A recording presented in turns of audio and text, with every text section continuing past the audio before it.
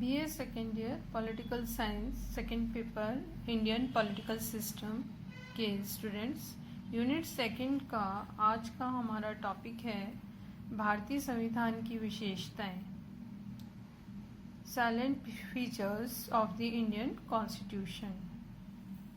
जैसा कि पिछले लेक्चर में हमने पढ़ा कि भारतीय संविधान सभा ने भारतीय संविधान का निर्माण किया और 26 जनवरी 1950 को इसे लागू किया। इस संविधान की खास विशेषताएं क्या क्या हैं, इनकी विवेचना विश्लेषण आज हम करेंगे। सर्वप्रथम हम देखेंगे कि पहली विशेषता है लोकप्रिय प्रभुसत्ता पर आधारित संविधान। भारत में संविधान के द्वारा संप्रभुता को जनता में निहित किया गया है। जनता में संप्रभुता निहित है और लोकप्रिय प्रभुसत्ता पर ये आधारित संविधान है, जिसमें कि अंतिम शक्ति भारतीय जनता को प्रदान की गई है।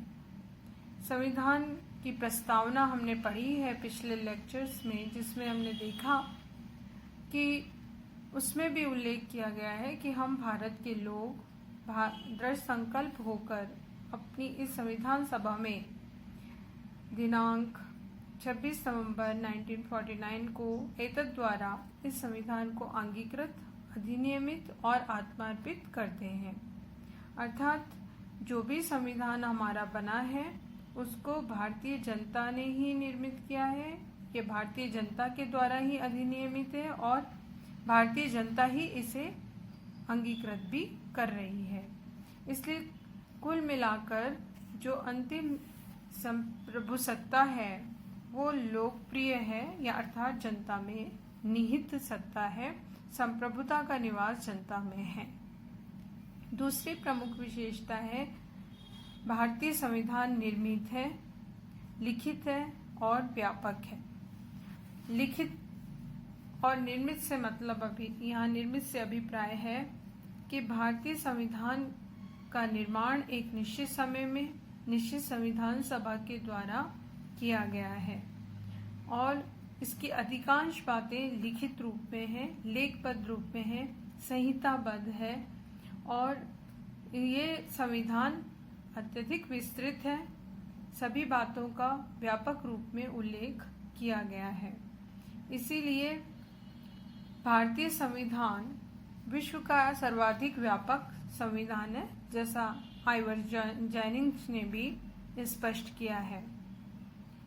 भारतीय संविधान में जब ये निर्मित हुआ तब 395 अनुच्छेद थे और वर्तमान में इसमें 465 अनुच्छेद हो चुके हैं।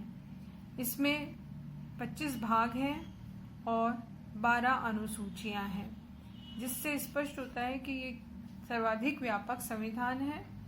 और यदि हम अमेरिका, ऑस्ट्रेलिया, दक्षिण अफ्रीका, कनाडा, इन विभिन्न देशों से तुलना करें तो इनके अपेक्षा, इनके कंपैरिजन में भारत का संविधान अत्यधिक व्यापक संविधान है।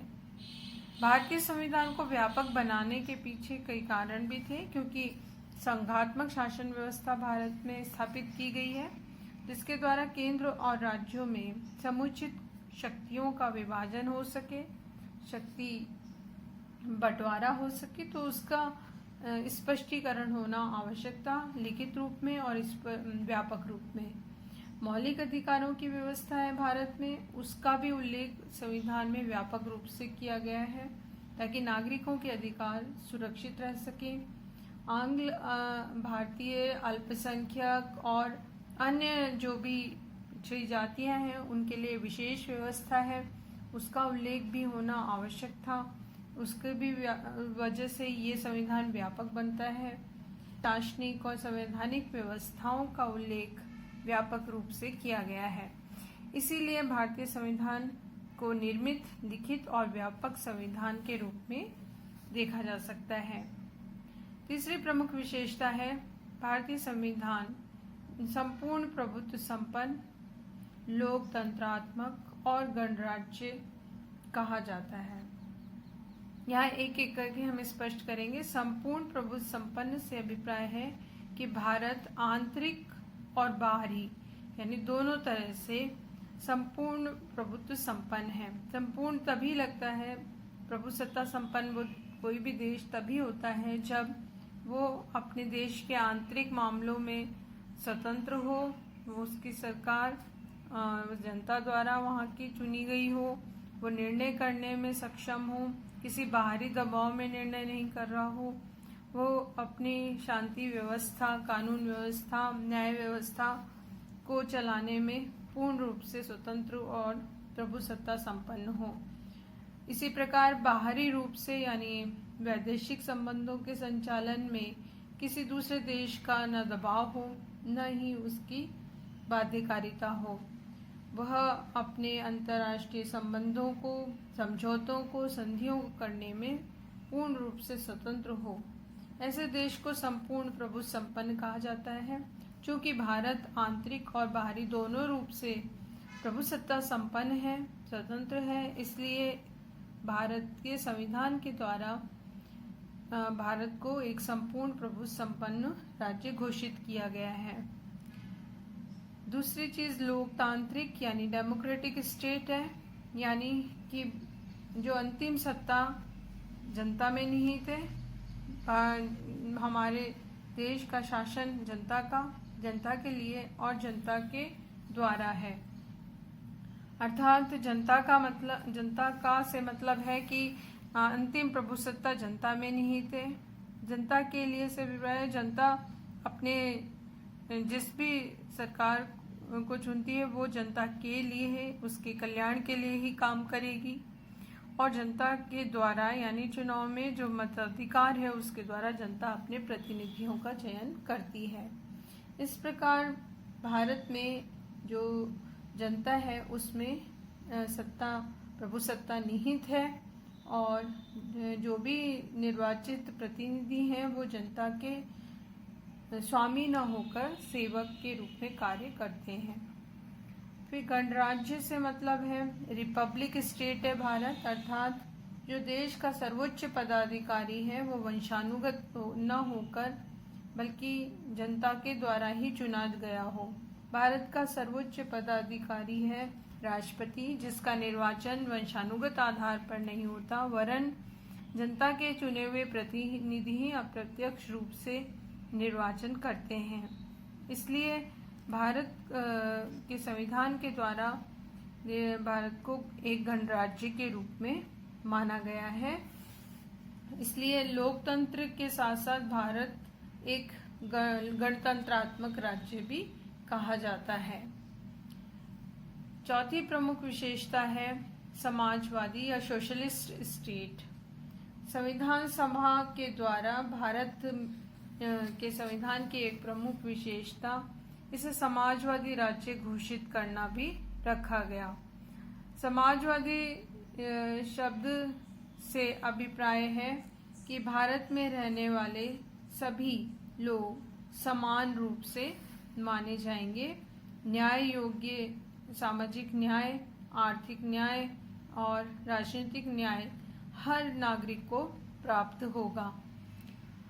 इसके द्वारा सभी को अपने विकास के समान अवसर प्राप्त होंगे और किसी भी आधार पर भेदभाव नहीं किया जाएगा।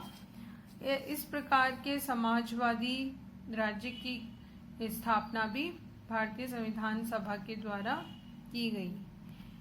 पांचवा प्रमुख हम भारतीय संविधान की विशेषताओं में देखें वो है धर्मनिरपेक्ष या पंथ निरपेक्ष। इसको इंग्लिश में कहेंगे सेक्युलर स्टेट। भारतीय संविधान के द्वारा भारत को एक धर्मनिरपेक्ष राज्य घोषित किया गया है, जिसका अभिप्राय होता है कि कोई धर्म विशेष या राज्य धर्म भारत का नहीं है और जितने भी धर्म हैं भारत में वो उनको समान और एक जैसी स्थिति प्राप्त है।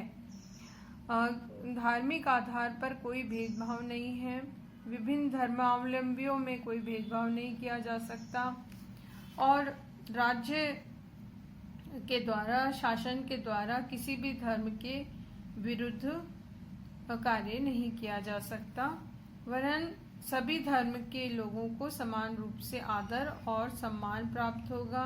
सभी अपने धार्मिक क्रियाकलाप कर सकते हैं। सभी को धर्म, विश्वास, पूजा की स्वतंत्रता दी गई है और मौलिक अधिकारों में भी बिना किसी जाति या लिंग या धर्म के आधार पर सभी नागरिकों को भेदभाव रहित या समान रूप से होकर कार्य करने का अधिकार है। इस तरह से अगर हम देखें तो कोई भी देश में रहने वाला धर्मावलंबी समान है, उसको न्याय प्राप्त है और वो अपना धर्म से संबंधित स्वतंत्रता का उपभोग कर सकता है। इसी तरह से एक और प्रमुख विशेषता है कि भारतीय संविधान कठोर होने के साथ साथ इसमें लचीलापन का समन्वय भी किया गया है। भारतीय संविधान की एक प्रमुख विशेषता ये है कि ये कठोर तो है ही, लेकिन इसके साथ साथ विशेष परिस्थितियों में इसमें कुछ लचीलापन भी रखा गया है, अर्थात compromise between rigidity and flexibility. इसके अभिप्राय ये है कि भारतीय संविधान में जो साधारण कानून है और संवैधानिक कानून है उसमें अंतर नहीं किया जाता, तो और संविधान में विधि निर्माण प्रक्रिया में के आधार पर संशोधन किया जा सकता है। कठोर संविधान से अभिप्राय है कि जब संवैधानिक संशोधन किया जाता है तो उसकी प्रक्रिया, अगर कोई विशेष मसला है तो उसके लिए एक जटिल प्रक्रिया है जिसको अपनाकर ही वो संशोधन हो सकता है। इसके लिए जटिल प्रक्रिया से मतलब ये है कि जो भी संसद में सभी सदस्य हैं उनके बहुमत के अतिरिक्त और मतदान में भाग लेने वाले सदस्यों के 2/3 बहुमत की भी आवश्यकता होती है। जब तक 2/3 बहुमत नहीं मिलता तो कोई भी संशोधन नहीं हो सकता। इसलिए भारतीय संविधान कठोर भी है, लेकिन जो कुछ सामान्य विषय हैं उसमें लचीलापन भी रखा गया है, जिसमें साधारण बहुमत, संसद के सदस्यों के साधारण बहुमत से भी संशोधन किया जा सकता है और उसमें 2/3 बहुमत की आवश्यकता नहीं पड़ती। ये दोनों ही तरह की जो संशोधन प्रक्रिया हमारे संविधान के द्वारा अपनाई गई है, इसी वजह से भारतीय संविधान कठोरता एवं लचीलेपन का समन्वय करता है, इस पर आधारित है और दोनों के बीच संतुलन को अपनाया गया है। एक और जो विशेषता है वो है संसदात्मक शासन व्यवस्था या पार्लियामेंट्री सिस्टम। भारतीय संविधान के द्वारा संसदात्मक शासन प्रणाली को अपनाया गया है और जिसमें व्यवस्थापिका और कार्यपालिका में घनिष्ठ संबंध पाया जाता है और जिसमें कार्यपालिका का कार्यकाल अनिश्चित होता है, जिसमें कार्यपालिका व्यवस्थापिका के प्रति उत्तरदायी होती है।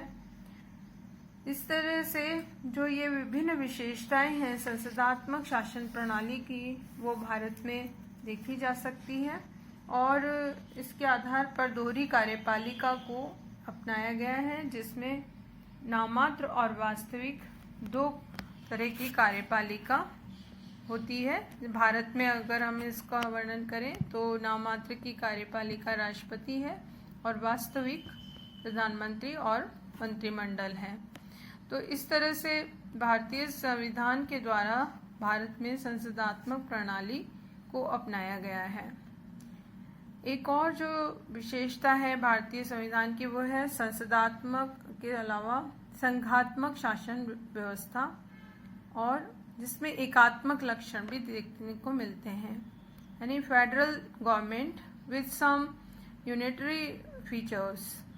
इसमें संघात्मक शासन व्यवस्था में जो शक्तियां हैं वो केंद्र और राज्यों में विभाजित होती हैं। केंद्र को भी कुछ विषय प्राप्त होते हैं जिस पर वो कार्य करता है और साथ साथ प्रांतों को, राज्यों को भी कुछ शक्तियां प्राप्त होती हैं जिस पर वो स्वतंत्र पूर्वक कार्य कर सकते हैं। इसमें दोनों अपने अपने क्षेत्रों में सरकारें काम करती हैं स्वतंत्र होकर। संविधान लिखित होता है, कठोर भी होता है और न्यायपालिका को संविधान का रक्षक माना जाता है। इस तरह की विशेषताओं को भारत में अपनाया गया है, जिसमें गहरी नागरिकता इसकी प्रमुख विशेषता होती है। दोहरी नागरिकता पर आधारित होता है संघात्मक शासन, लेकिन भारत में राष्ट्रीय एकता को ध्यान में रखते हुए विविधता होने के कारण गहरी नागरिकता का प्रावधान इसमें रखा गया है और एक नागरिक पूरे भारत का ही नागरिक कहलाता है। अलग से राज्यों की नागरिकता की आवश्यकता नहीं होती। गहरी न्यायपालिका की व्यवस्था है। अखिल भारतीय सेवाएं हैं। राष्ट्रपति और राज्यपालों की नियुक्ति की जाती है। ऐसे कुछ विशेष विषय हैं जो कि इसमें हम संघात्मक शासन में देखते हैं और उसकी वजह से जो राज्य हैं उनकी अपेक्षा केंद्र की जो शक्तियां हैं वो ज़्यादा पावरफुल हैं, अधिक हैं, महत्वपूर्ण हैं और इसीलिए ये कहा जाता है कि भारत में संघात्मक शासन है। केंद्र और राज्यों में शक्तियां बटी हैं, लेकिन उसके बावजूद भी केंद्र सरकार अधिक शक्तिशाली है और इसीलिए हमारा संविधान एकात्मक लक्षणों सहित संघात्मक शासन कहा जाता है। क्योंकि जब आपातकाल हो, संकट काल हो, उस समय केंद्र की शक्तियां अधिक बढ़ जाती हैं राज्य सरकारों की तुलना में। तो कई महत्वपूर्ण विषय जैसा मैं बताया कि अखिल भारतीय सेवाएं हों, चाहे राज्यपाल की नियुक्ति हो या राज्य की सीमाओं में परिवर्तन हो, नाम रखना हो उनका, या संकट काल हो जैसे युद्ध या आर्थिक संकट, गृह युद्ध की स्थिति, संवैधानिक संकट विफल होना हो राज्यों में, ऐसी विशेष परिस्थितियों में भारत में संघात्मक शासन होने के बावजूद भी जो केंद्र की शक्तियां अधिक बढ़ जाती हैं, उसकी शक्तियां प्रभावशाली हो जाती हैं और इसलिए एकात्मक जो लक्षण हैं वो भी दिखाई देते हैं। इसलिए संविधान की एक प्रमुख विशेषता के रूप में कहा जा सकता है कि एकात्मक लक्षणों सहित संघात्मक शासन वाला संविधान है।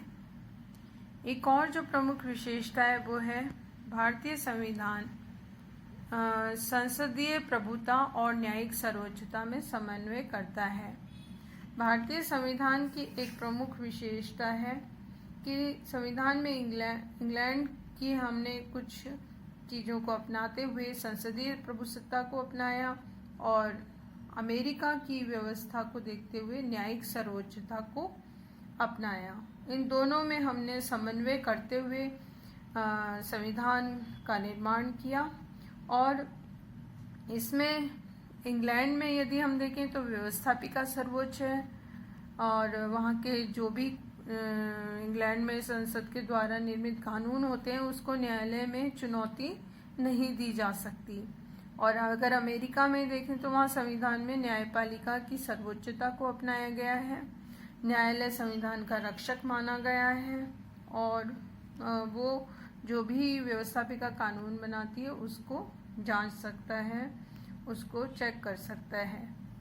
तो भारत में दोनों का कॉम्बिनेशन हमने किया है जिसके द्वारा संसदीय प्रभुसत्ता को भी अपनाया गया है, यानी संसद के द्वारा निर्मित कानून महत्वपूर्ण है और उनको कोई भी रिजेक्ट नहीं किया जा सकता। लेकिन ये भी प्रावधान रखा गया है कि यदि संविधान के विरुद्ध कोई भी कानून व्यवस्थापिका के द्वारा पारित हो जाता है तो भारत की न्यायपालिका न्यायिक पुनरावलोकन की शक्ति के द्वारा उस कानूनों को अवैध घोषित कर सकती है।